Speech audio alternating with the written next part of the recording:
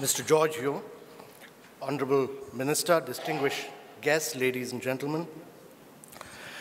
This is an urban century. And while urbanization is inevitable, we must realize that urbanization leads to unprecedented consumption of natural resources. And actually, many of us don't believe this, but 2/3 of energy and consumption and greenhouse emission comes from cities of the world. And therefore, if developing countries were to emulate the model of the developed world, we would require 4 planet Earth to meet the needs of the population in the developing world. But alas, we have 1 planet Earth, and therefore we need a very big paradigm shift for inclusive and sustainable urbanization. Now, as Shishi talked about, India is facing an unprecedented scale of urbanization. If 700 million people were to get into the urbanization process by 2050, one of our late great thinkers, C.K. Prahlad, had said that actually India needs to create 500 new cities by the time it becomes 75 in 2022. Otherwise, every single existing city of India will become a slum. And therefore, I think urbanization is the biggest challenge which India is facing. And our process of urbanization has just begun. And our process of urbanization has begun at a point of time when the process of urbanization has already been completed across America, across Europe, across China.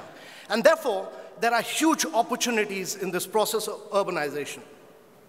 Now, when cities were made in America and Europe, land, gas, and water were all very cheaply available. And therefore, the Americans made sprawling cities. And those cities were all made for cars. And actually, car companies bought over railway companies and destroyed the railway companies. So there is no mass transport system.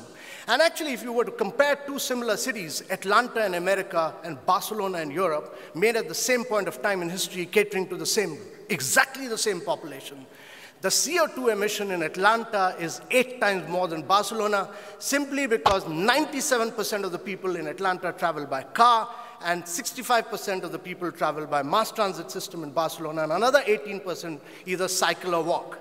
So, ladies and gentlemen, India has been a very, very reluctant urbanizer.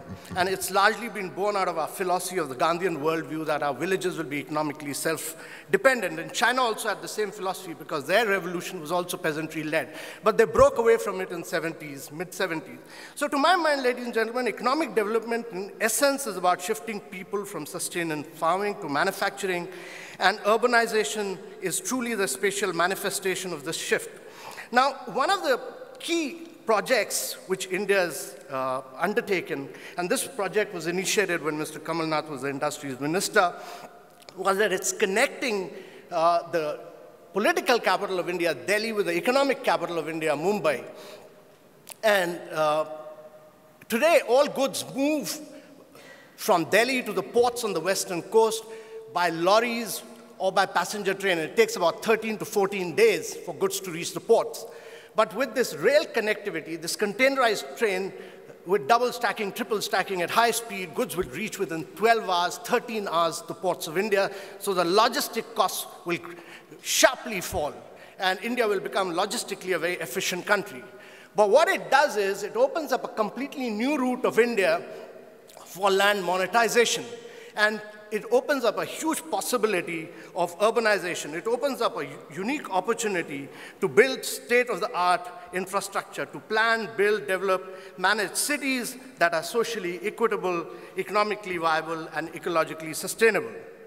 Now, as I mentioned, India is a late starter. India is a late starter, but it has very significant advantages. Advantages in being able to technologically leapfrog because when cities were made across the world, they were made vertically. Their power, water, public safety were all vertically compartmentalized. Digital technology, in what is today termed as smart city or interconnected city or intelligent city, or what the Koreans are now calling as ubiquitous city, enables you to cut across these sectors, have a central command room, and manage these cities on real-time governance basis. And therefore, India must use technology to leapfrog. And therefore, to my mind, There are two key things. One is that the entire development must be transit-oriented. India must evolve on mass transit system. It must have MRT, BRT, LRT all linked together into these new cities, and the cities must grow and evolve on the basis of this. And that is what our planners have done. We have some of the finest planners from across the world who are working with us. We have IBM, Cisco, AECOM, CH2M. The world's best expertise has been outsourced to create these new cities. And therefore, this planning has been completed, plans are getting notified, land has been acquired, and several projects have been cracked on ground. And several states have moved forward, and our challenge is really to create a sense of competition amongst these states. As we move forward, there are several challenges, and the challenges are of bringing in global scale of planning to be, when cities were made across the world, they were all driven by the state, government funding.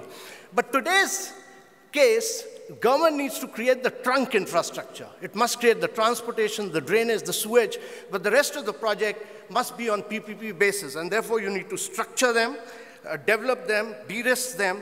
You need long-term financing. You need to, there's a whole challenge of monetization of land, of very good detailed engineering, of bringing in some of the world's best program managers, learning from new cities from across the world. Now, in all these cases, actually, the best examples, the best lessons come from cities of Asia and not from Europe and America. They come from Singapore in water management. They come from a city called Kitakyushu in terms of, it was the most polluted city in the world post-World War II when Japan industrialized, but today is one of the best cities in terms of smart city management. They come from Yokohama in terms of waste management. So what this project, all these lessons from across the world have been captured in the planning, the developmental process of the Delhi-Mumbai Industrial Corridor, the 7 new cities which have been planned forward and which have moved forward to. So this project offers a huge opportunity for India to create an example of urbanization for the rest of the world. And I think as India urbanizes, we'll face severe challenges, but I think there are huge opportunities for sustainable growth, and these will have a dramatic impact on the quality of the life of the 700 million people who will get into this urbanization process, and they will open up huge business opportunity across waste, across water, across construction, and to lenders from across the world. Thank you very much, ladies and gentlemen.